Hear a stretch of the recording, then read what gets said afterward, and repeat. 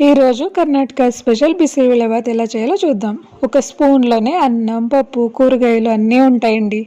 ఎలా చేయాలో చూసేద్దామా.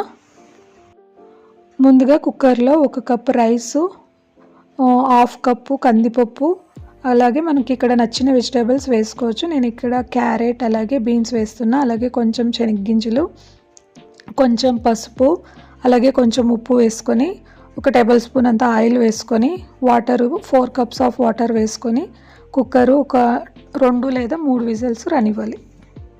కొంచెం చింతపండులో హాట్ వాటర్ కొంచెం వేసి కొద్దిసేపు నానబెట్టుకోవాలి.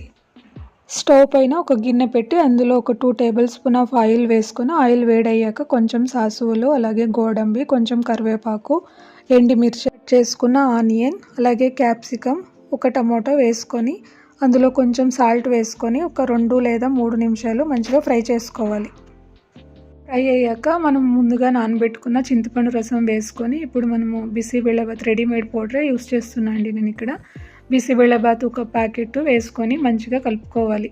ఇప్పుడు ముందుగా ఉడికించుకున్నది వేసుకోవాలండి. మనం సైడ్లో వాటర్ని మంచిగా బాయిల్ చేసుకోవాలి. బాయిల్ చేసుకున్న వాటర్ని వేయాలి. చల్లగా ఉండే వాటర్ వేయకండి, టేస్ట్ మారిపోతుంది. సో ఇక్కడ మీరు కన్సిస్టెన్సీ చూసుకోండి. ఇది మరీ గట్టిగా ఉంటే బాగోదు, కొంచెం ఫ్లోయిగా పల్చాగా ఉంటేనే బాగుంటుంది. ఇక్కడ మీరు కన్సిస్టెన్సీ చూసుకొని వాటర్ యాడ్ చేసుకోండి. లాస్ట్లో ఇక కొంచెం కొత్తిమీర వేసుకుంటే అంతేనండి. ఎంతో టేస్టీగా ఉండే కర్ణాటక స్పెషల్ బిసిబెళబాత్ రెడీ అయింది. మీరు కూడా ఇంట్లో ట్రై చేయండి. నచ్చితే ఒక లైక్ చేయండి. Thank you.